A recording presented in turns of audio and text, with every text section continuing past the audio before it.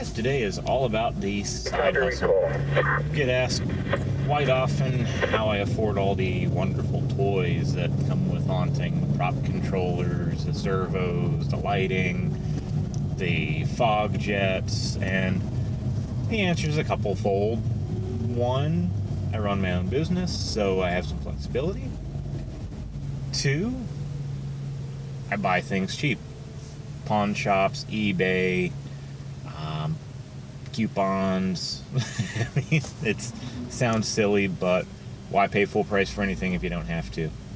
And especially nowadays with PayPal protection on eBay, you don't have to worry as much about that sort of thing as you used to. Facebook Marketplace even, that's where we found our Chauvet, our American DJ fog jet. I can't think of the name of it offhand, but the colored fog jet effect, really cool. Can't wait to use that in this year's show. So the other part of the answer is the side hustle. I own about a dozen candy machines. Simple little vending machines. Vendstar is the brand. And the company, I think they were Rhode Island, Long Island, somewhere up around near or north of New York, somewhere in that area. Long story short, they were the ones that were on TV all through the 70s and 80s, actually mostly 80s and 90s, selling these vending machines as a get-rich-quick scheme. You'd buy 30 of them and you'd make your income in a month. Well, that was bull. They got sued. They're shut down. But their machines are actually still halfway decent, and there's a lot of them out there. Depending where you're at, the machine, it's a triple head machine. It'll vend 3 different types of candy or a gumball. You can find the machines between $30 and $100 in good condition. Again, depends where you're at. South Jersey here, it's closer to the $100 range, but apparently in the Midwest, they can be had for a lot less. They're on eBay as well, although shipping's a little rough on something as large as a vending machine. But that's part of it. So the machines themselves, quarter operated. Here in New Jersey, there's no sales tax on any transaction below 26 cents, just so you don't have to collect sales tax on a vending machine, otherwise it would cut into the profits substantially. There is, really, if you've got your mercantile license and your business insurance set up and you have a business going, you're in pretty good shape. And talk to businesses to get them out there. You want high traffic businesses, sandwich shops, pizza places, places like that where people are in and out, or your automotive dealership, or auto shops, hair salons, places where, the kids are bored while they're waiting on mom and dad. Those are good locations as well. And we do a charity cooperative, so if it's in my town, it goes to my firehouse. If it's in the next town up where I work at the rescue squad and volunteer, it goes to the rescue squad. A portion of the proceeds, that is. So it's still profitable for me, but the rescue squad or firehouse gets a portion every month, and one big check at the end of the year, and want to be given them, $10 here, $10 there. To dig a little deeper into that, the average machine makes $10 to $15 a month, and you have to scoop about 30% off the top of that for the candy.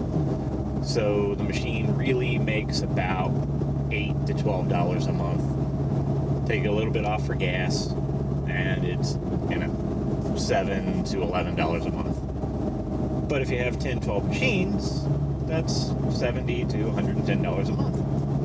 So you scoop some more off the top, 10, 20% for the charity, and you're still left with $50 to $100 a month to work with. I personally collect mine. I take the money right to Coinstar, which a lot of people say, no, don't do Coinstar because of, obviously, the fees they take out. But if you use the gift certificate option, you can get an Amazon gift certificate out of Coinstar and there's no fees. And also that takes me out of having to deal with my bank because they don't like to count coins anymore. Long story short, there used to be a coin counting machine. It was found to be inaccurate, and there's a class action settlement. So now they stare at you kind of mean whenever you want to cash out coins. So I just go to Coinstar, and so far so good. Get the Amazon gift certificate, cash it in, and that's where we get a lot of our toys. So we're pulling up to a location now. This location has kind of funny hours, so I hope they're still open. So that is a complication. You don't want to hit businesses during their busiest hours. Like you wouldn't go to a luncheonette at lunchtime. You're not going to go to a breakfast place at breakfast. But a lot of businesses, especially small mom and pop businesses, don't always stick 100% of their advertised hours. So that happens. It's part of planning ahead, having all of your locations in a smaller geographic area. So that way you're at least not running in circles or driving 30 miles to collect $15, something like that. So part of the plan. And if you can locate a bunch of machines in a small geographic location, that is ideal. If you cannot, then you might not look at this model because, again, gas prices are up and every little bit counts. Since I couldn't film this on location, I thought I'd give you a quick look at our candy machines here on the deck of doom. This is one I had to pull from rotation because where they put it, it was getting hot at day and then cold at night from the air conditioning. It was too close to a window, so the candy started going bad inside of it. So yeah, you definitely don't want these in direct sunlight. This actually had sunlight to the rear, but just the heating and cooling caused the candy to crack open, and once it cracks open and the M&Ms get kind of brown instead of a darker chocolate color like that, yeah, no good, so I gotta toss out that candy. But this is the machine. It's obviously been repainted. I like the red and black color scheme. Couple locks on top, lock in the back, little coin trays is not bad. Here's my collection system. I like this. So I have the money bags, disinfecting wipes for kitchen surfaces, so I clean out the tray because that likes to collect dust, the handles, the top. I also open up and wipe out the chutes because a lot of kids stick their fingers in there, stuff like that. Also the bottom, sometimes that collects dust, so I wipe that off when I'm done. Bunch of keys, spare locks, spare decals. That's the top half of the case. Bottom half of the case is the candy. I use these cereal containers. That way I can kind of pre-screen the candy for broken or weird candies. M&Ms are bad about that. The runts usually come out pretty perfect. And the Skittles, you'll occasionally get like a melted glob of Skittles. That must just be a factory defect. Plus I have a couple bags of the more common candies, so it's a nice little system. This is a rolling toolbox from Walmart. It costs $20-30. Being able to roll in and out of locations with a good 10 pounds of candy in there, that easy, is real nice. Another frequent question is, where do you get the candy and how do you make a profit on it? And definitely buying the biggest bulk bags you possibly can. If you have a Sam's Club membership, a BJ's membership, that's great. If you don't necessarily go out of your way to do that, especially if the store's not close to you. I usually just get mine at Walmart, and the biggest, I think it's a 16 or 32 ounce bag of peanut M&Ms, Runts, Skittles, things like that, that they're not going to go bad quickly. You'll see some vending machines that have trail mix, or they have gummy type things. I'm a little hesitant on those. I like the harder candies just because, you know, they're going to last. The location's a little bit slower. You don't have to pull the machine just because it's a little bit slower, but do keep track of your expiration dates. Amazon, you can get some things there, but not everything.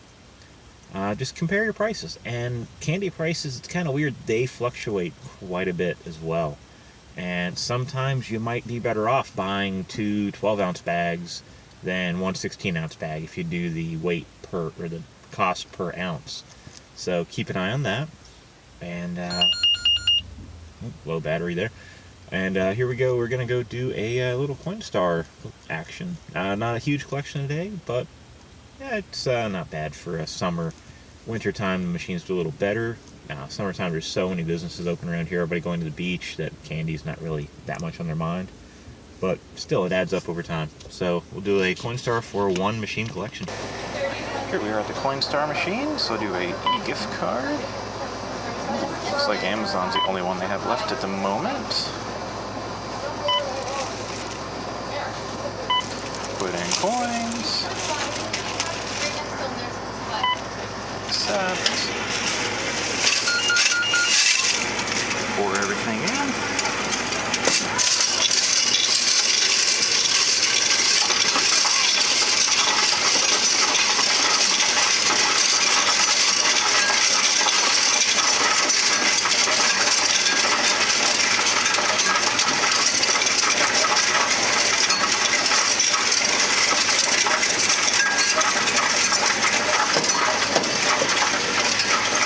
sure to get the last one.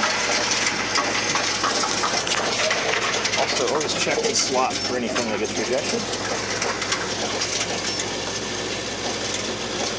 And there's a bit of pocket change in this one too, not just the quarters from the machine. There we go. $13, $7.25 of that was in quarters, so a light collection this month on that machine. And again, that was an $11 cash voucher, $13 Amazon, so punch on my email here.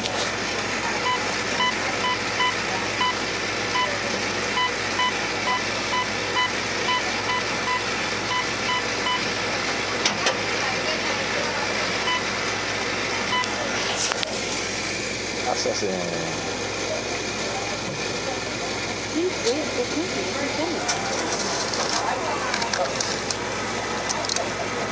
And there we go, $13 to Amazon. So there you have it, the collection. Again, it's a light month. It's July, it's really hot. Most people aren't thinking chocolate candy when they go into a sandwich shop. They're grabbing something for the beach to go. But the machine made about, I think it was $7.25, $7.75, somewhere in that ballpark this month. So I always give at least 10% or $1 to the local rescue squad. So this month they win, they get $1 out of that machine, and I get the $6.25, $6.75 that remains. But also the pocket change, and somebody snuck a few nickels in there. Or, yeah, I guess it was nickels. Which, it's kind of fun. Most vending machines either won't turn, or if you put in the wrong change, it either won't turn or it just pockets it. So try to cheat the machine, it will just take your change, and that's that. So don't try to cheat machines. Obviously, it's not a high profit margin thing to do, but when you have 10 or 12 of them, that's still $70, $80 a month. So it's not bad. You just have to plan, keep your logistics in check, keep your cost in check, and just watch your fuel, things like that. So it does add up though.